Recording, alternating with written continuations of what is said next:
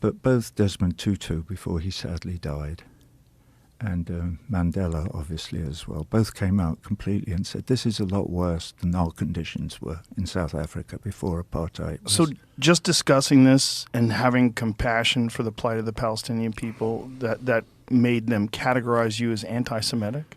Yeah. Did anyone have, and I'm sure someone must have talked to you about this segregation, did anyone have any kind of argument that they wanted to bring to you as for any justification of that? You mean from the Israeli side? Yes. No.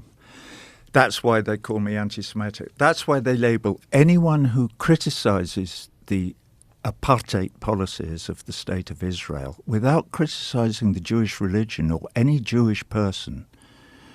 I mean, the fact that a lot of the people who are in the government are of the Jewish faith means that they can somehow feel they can conflate criticism of the apartheid policies with a general criticism of an anti-Semitic criticism of the Jewish people or people who, well, nice try, fellas, but it won't wash. That's not what it is. And most of us who get labelled as anti-Semites are not. And like Jeremy Corbyn, for instance, the guy who was removed from the Labour Party in England on the grounds that he was accused of being, he's not anti-Semitic.